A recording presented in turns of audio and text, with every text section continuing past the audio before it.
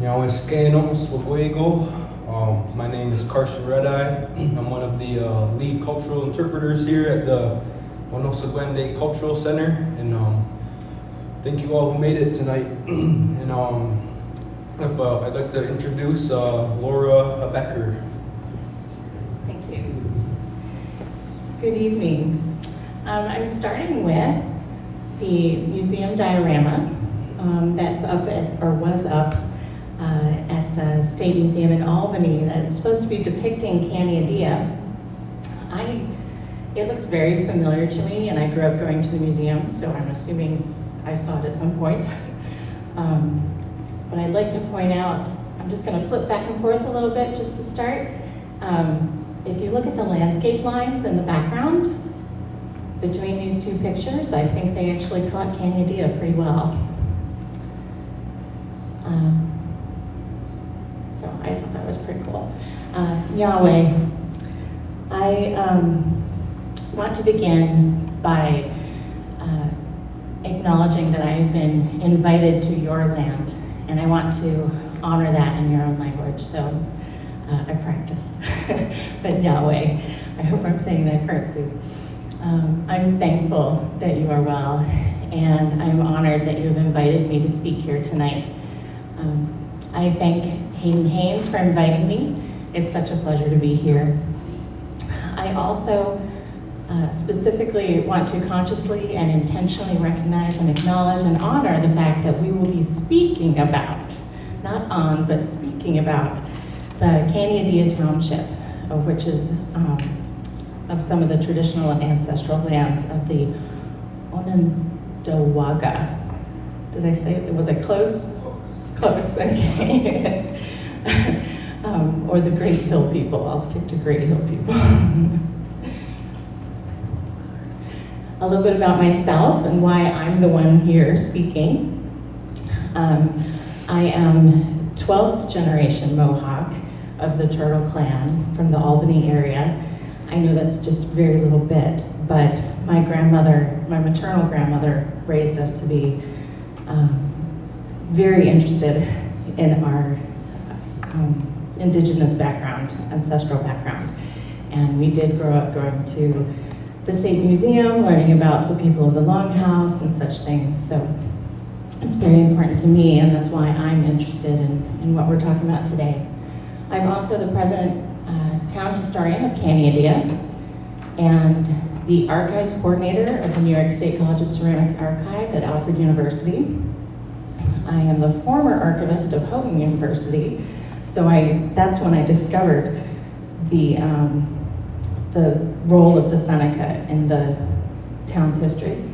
And just maybe to explain a little bit about myself, my husband and I were missionaries in Alaska for 9 years with Send International in Glen Allen, Alaska. So I am used to working a lot with Native people, but it's from the West Coast, and it's Native Alaskan rather than Native American, so I do acknowledge that I probably know things that are culturally sensitive, but I might sound a little weird speaking with different significant terms.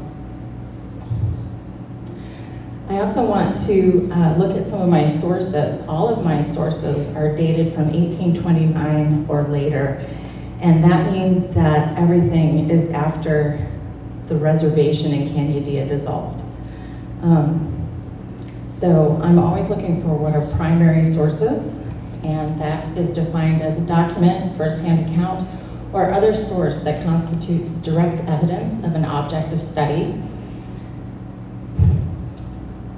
There are a lot of creative sources out there, and I've been as picky as I can be about where I got my information from, some of which are listed here. Allegheny County and Its People by John Minard.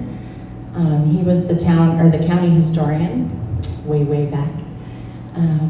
Northern Allegheny Observer is a newspaper out of Fillmore that started in 1888 and has some very good eyewitness accounts of some things from what people remember from earlier. And then actually the student newspaper of Houghton University has some good primary source information. So tonight I'm going to be talking about the location of Caneadea, local sources of information, and we're going to look at them on the map. And then I'm going to talk about how you can come see those things. This past fall, during a visit to this cultural center, Councillor Odie Porter introduced me to the Onondagan ceramic artist, Peter Jones.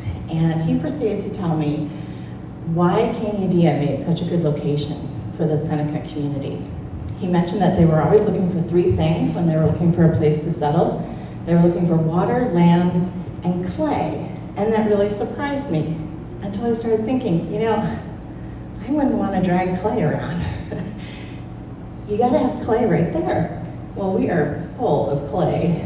Houghton Creek, I can tell you, has consumed many a child's shoe, and my sons have actually rescued quite many of those shoes, but there are still numerous clay beds in that creek.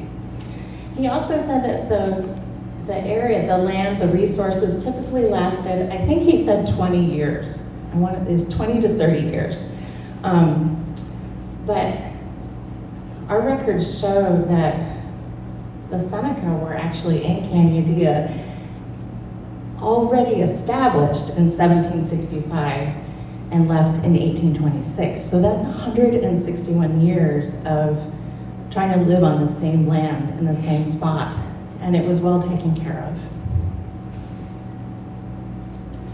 So now we're going to look at the council house, the Moses Van Campen Monument, and Copperhead's burial site and farm. I apologize that I know the Seneca are a matriarchal society. Very few women were recorded, their actions and their names. I know of Mary Jennison, but literally it comes down to a Mary slept here kind of thing. I think she only, from what I can find, she really only visited once. So let's look at the council house.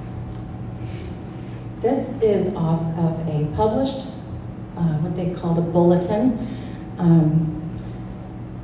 and it was written by the county historian, John Minard.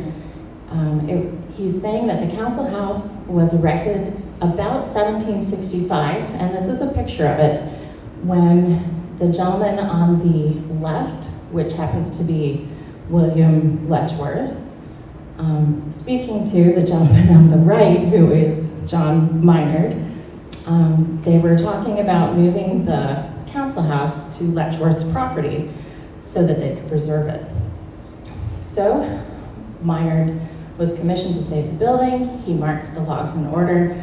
He shipped them down the Genesee Valley Canal, which had come through Houghton and Caneadea, and put them all back together. And what you see now is what floated up the river, or down the river. It amazes me that it's still standing, but it is known as the oldest building of Allegheny County, though it's now not in Allegheny County.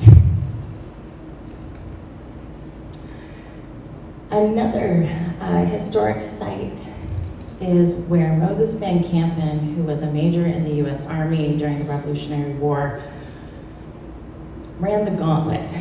He was part of the Sullivan campaign.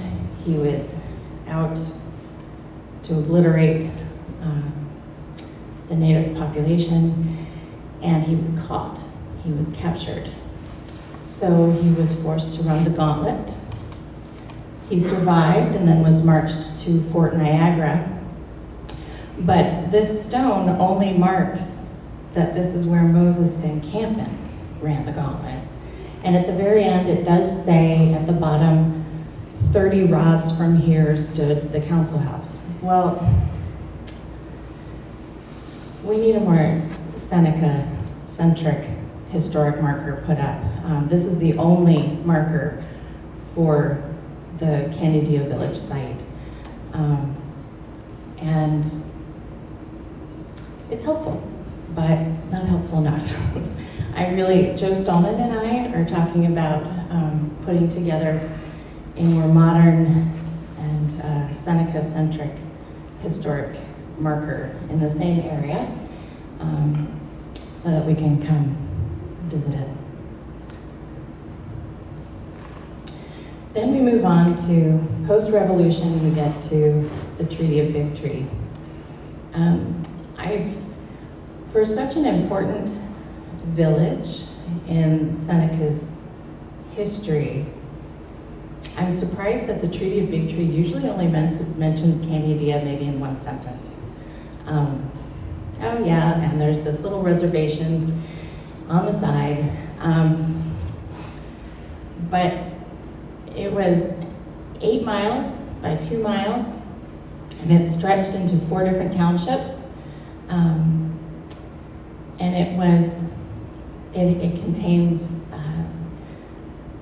all 3 necessary things, that clay, that land, and that water. So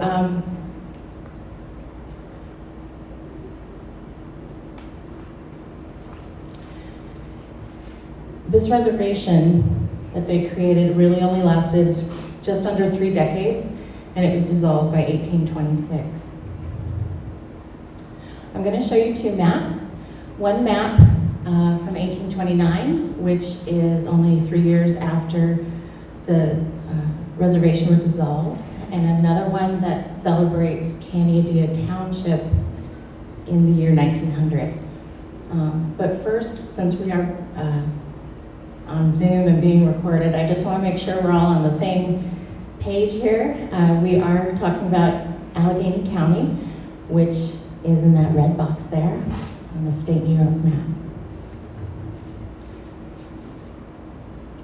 Okay, what we have here is the 1829 map, and this red circle is where the reservation was located. I've pointed out it was in what was then called Portage, which now all of these towns at the very top are not part of Allegheny County. They decided to go join Wyoming County. And then we've got a little bit in Grove Township. Most of the reservation was in Hume, and then the village was in Caneadea. This is a zoomed in version so you can get your bearings again. Still 1829 when things were all divided up. And then the next slide is going to be just Caneadea. This is the map from 1900. Not in as good a shape, but tells us a lot more, gives us a lot more detail.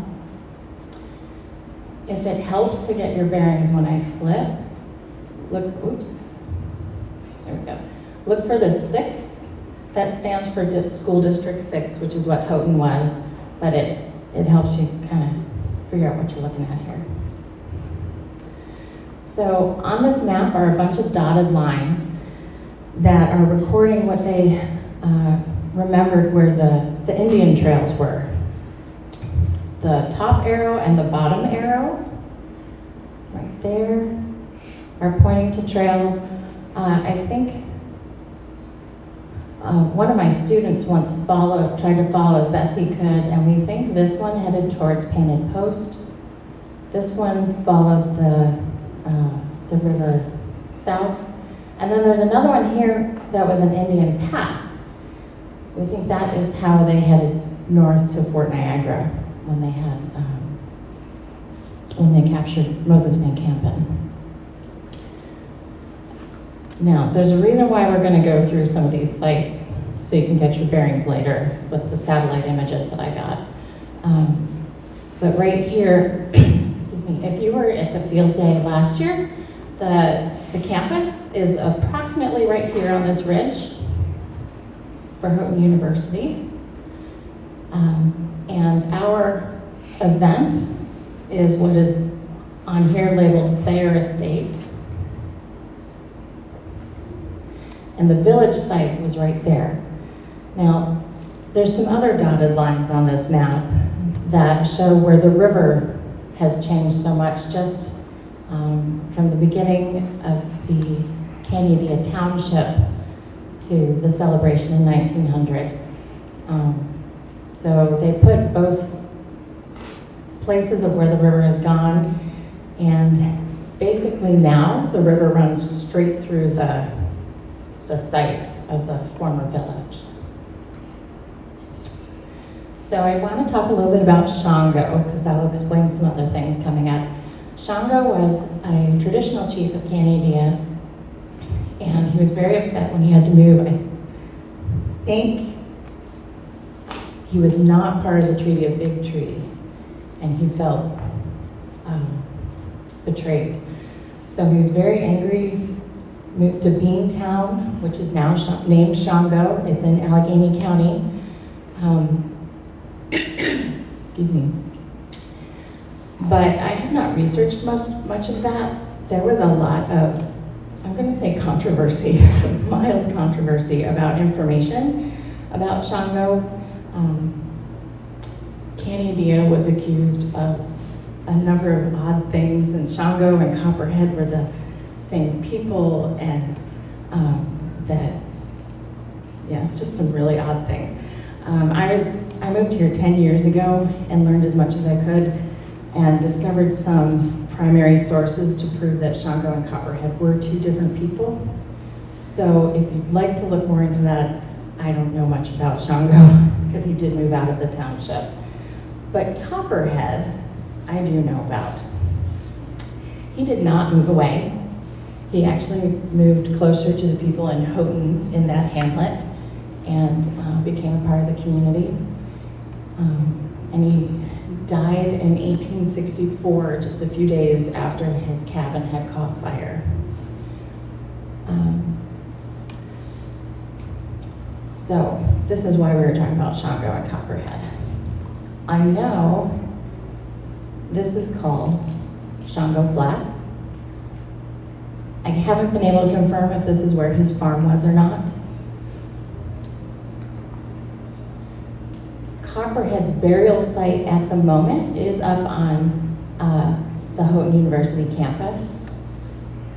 We also know approximately where his cabin was based on a note in someone's deed of their house. If you bought their house, you had to make sure that you left the door open in the back during the winter for Copperhead to come in and warm himself, because he didn't have as nice a cabin. It's still in the deed. It was Willard Houghton's children's home. A number of the children got together and bought the house. I know Willard was born in 1817, right there on campus, which was really his homestead, his family homestead. So the timing is right for them to have known each other well.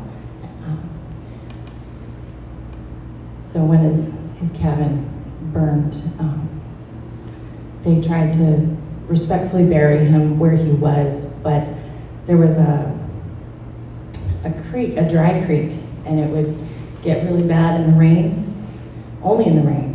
So there was a huge argument around 1914 to 1917 in the Houghton student newspaper, arguing whether they should move the creek or move Copperhead's remains.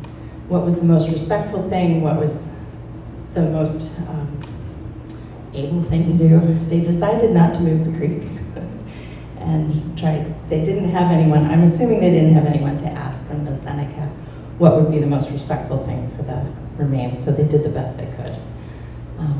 And so now there is a monument there. John Minard recorded that his farm was down here on Tucker property. And now if you drive to Caneadea, you will, as you enter Caneadea from the south, you can see a block,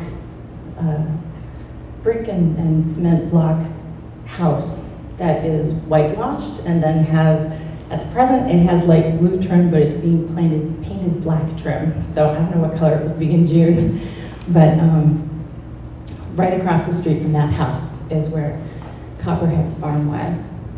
And then again, the village site is right there in the crook of the river.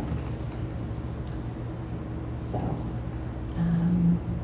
the river's moved a lot, but it's moved even more now when you see my satellite pictures. So again, the purple circle is once again about where the village was located. You can see the river runs right through it here. And where Moses Van Kampen's memorial is right across from this farm, actually. And that's where I really want to put a historic marker talking about the Seneca. I also want to put one up here, the plaque that marks Copperhead's burial is worded respectfully by someone from 1917. It mentions that Copperhead had a wife, but we don't know her name, we don't know when she died. It's kind of more like the wife kind of mention. And the plaque itself talks about him being the last of the Seneca. Well, he's just the last one that had stayed in Caneadea. It's not the death of your people. So we need to reword that one on a historic marker. And then, because we also know pretty well from John Maynard's historic text that his farm, Copperhead's farm, was right here, I think that's a really neat, interesting fact as you enter Houghton's Hamlet. Now here on Houghton's map is where the field day event is going to be on June 22nd, and it's where it was last year on July 1st, if you were there in the heat and the rain. I think this is a pretty old Google Maps picture because there's no playground, and we now have a beautiful new pavilion that's been built, so we'll have some nice shade this year. But this is Caneadea that had been part of the reservation lands. So this is where the village site was. This is sort of Shango Flats with the river running through it. And this is now Copperhead's former farm. This is the town. But this is where we're going to be having our field day in June. It's just such a beautiful picture. And our motto is where the heavens rest upon the earth. So as you can tell, it's beautiful there. These are some of my resources. If you want to know more about Copperhead himself, down here, this very last listing, who was Copperhead of the Seneca people, it's posted on a website for the Allegheny County Historical Society. The website address is AlleghenyHistory.org. I wrote the article, and it's proving that Copperhead was not Shango, and why I know this, and how I found that out with newspaper articles. They're posted there so you can read them yourselves. And some pages from a Houghton student scrapbook when they were reburying him, with the memories of the day. So I would like to invite you on June 22nd to come join us in Caneadea from 10 to 5. We'll have food, vendors, crafts for kids, and dancers, which that's my favorite part. I can't wait to see that again. And then afterwards, there's a new baseball team in town in Salamanca, the Salamanca Lizards. And they will be playing the Genesee Rapids at the Houghton University campus. This is part of a collegiate baseball league that uses wooden bats. So if baseball players are trying to go pro, they don't normally get to use wooden bats. So that's what this league is about. And you have a new team, so we've made sure that the schedule's lined up. I'm not a baseball fan, but I actually really like these games. We are a dry town, it's very family friendly, and it's a lot of fun. If the kids get those foul baseballs or the home run balls and they turn in the ball, they get free candy at the snack stand. It's just a real fun family atmosphere. But if you're not interested in baseball, my goal is to have a bit of a travel itinerary and a map so you can go see all of these sites in Caneadea. I think